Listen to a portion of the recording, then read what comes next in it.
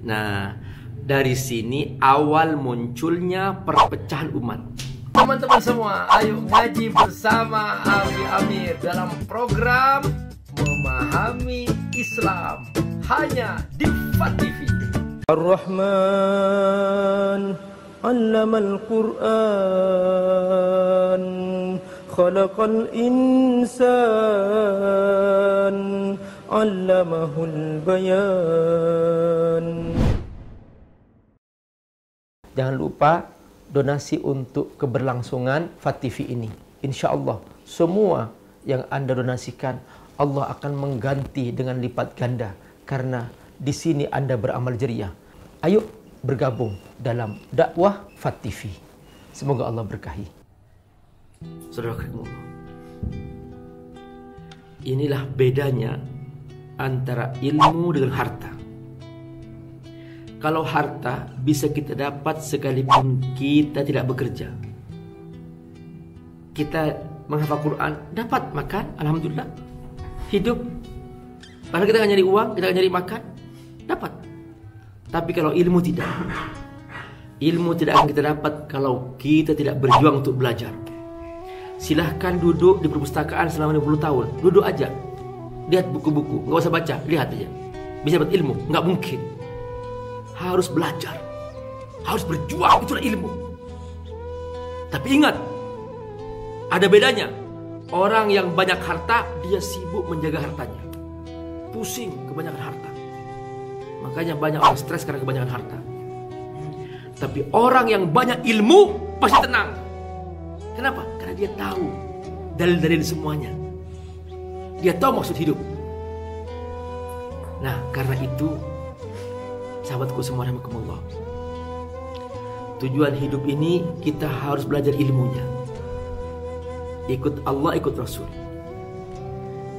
Ini diringkas dalam satu formulasi ucapan yang kita ulang-ulang, namanya La ilaha illallah Muhammad Rasulullah. Terus menjadi sebuah deklarasi syahadat. Asyhadu an la ilaha illallah wa asyhadu anna Muhammad Rasulullah. Maksudnya apa? Yaitu ikut Allah, contoh Rasul. Ikut Allah, contoh Rasul. Itu aja intinya. Bagaimana cara ikut Allah? Bagaimana cara ikut Rasul? Para ulama memahami Quran, memahami hadis. Dari mana? Dari penjelasan para sahabat. Para sahabat mengajar kepada siapa? Para tabi'in. Para tabi'in mengajar kepada siapa? Para tabi'in tabi'in. Maka di zaman tabi'in tabi'in lahirlah 4 ulama besar yang mereka berhasil menggali panduan hidup, bagaimana cara ikut Allah dan bagaimana mencontoh Rasulullah. Itulah ulama fikih.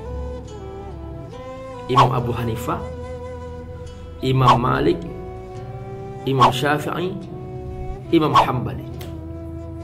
Ini yang terkenal. Apakah hanya 4? Tidak, banyak sekali ulama. Tapi yang terkenal 4. Yang disepakati oleh para ulama supaya menjadi madhab 4. Untuk apa? Untuk bersatu. Indonesia madhab Syafi'i bersatu. Pakistan madhab Hanafi bersatu. Di Saudi mazhab Hambali bersatu. Jadi itu untuk bersatu. Apakah kalau ikut Imam Abu Hanifah, ikut Nabi, ikut Allah? Iya. Kalau aku enggak, Ustaz, gimana? Aku langsung Quran, langsung hadis. Memang kamu seperti Abu Hanifah. Pemahaman bahasa Arab kamu, fikih kamu. Nah, dari sini awal munculnya perpecahan umat. Ketika ada orang mengaku-ngaku, aku gak perlu ulama-ulamaan, aku langsung Quran, langsung hadis. Akhirnya apa? Ustadz Fulan langsung Quran, langsung hadis. Ustadz Fulan langsung Quran, langsung hadis. Ustadz Fulan langsung Quran, langsung hadis. Saya ingin tanya, kira-kira antara Ustadz Fulan, Ustadz Fulan, Ustadz Fulan sama gak pemahamannya? Pasti beda. Akhirnya apa? Bikin madhab sendiri-sendiri. Madhab Ustadz Fulan, madhab Ustadz Fulan, madhab Ustadz Fulan. Di masjid Fulan, masjid Fulan. Akhirnya apa? Islam terkotak-kotak, terkapling-kapling. Nggak akan sama. Nggak akan sama. Contoh misalnya, ini ya, ada 10 ustaz, kita kasih ayat yang sama. Silahkan suruh menjelaskan. Pasti akan beda-beda. Di tempat berbeda-beda. Mungkin kalau di sama dia mendengarkan, tapi di tempat beda-beda. Kasih ayat yang sama, pasti beda-beda. Pemahamannya akan beda. Makanya itu hebatnya para ulama. Mereka cerdas bahwa nanti di akhir zaman butuh panduan. Di zaman Nabi langsung melihat Nabi. Di zaman sahabat langsung melihat sahabat. Tapi di akhir zaman, semakin jauh dari zaman, butuh panduan. Maka mereka berhasil menggali dari Quran hadis menjadi panduan hidup. Cara bersuci, bab taharah. Cara beribadah, bab ibadah. Cara bermuamalat, bab muamalat. Cara mengurus negara, bab daulah. Mengurus harta, kitabul amwal. Ada semua. Lengkap kita. Jadi kita jangan seperti orang bingung. Ini heran. Jadi muslim kok seperti orang bingung. Nyari sana nyari sini, ikut-ikutan sistem orang barat dah. Yang mereka ngarang-ngarang sendiri. Akhirnya apa? Jadi kacau. Muslim tapi ikut riba. Muslim tapi main judi. Jadi nggak jelas jadinya. Kita sudah ada panduan, cara ngurus harta, cara berbisnis, bermuamalat, semuanya ada. Itu semua kalau kita ikuti, pasti ikut Allah, ikut Rasul. Karena para ulama ini, mereka menggali Quran hadis. Akhirnya yang tidak ketemu secara eksplisit, secara zahir dari Quran hadis, nggak ketemu, nggak ada. Para ulama mikir, apa pegangan ketika tidak ada teks zahir? Maksudnya apa? Contoh zahir dari Nabi tidak ada. Ayat zahir khusus tentang itu nggak ada. Gimana caranya? Para ulama langsung meletakkan kaidah fikih, namanya qawaid fiqhiyah.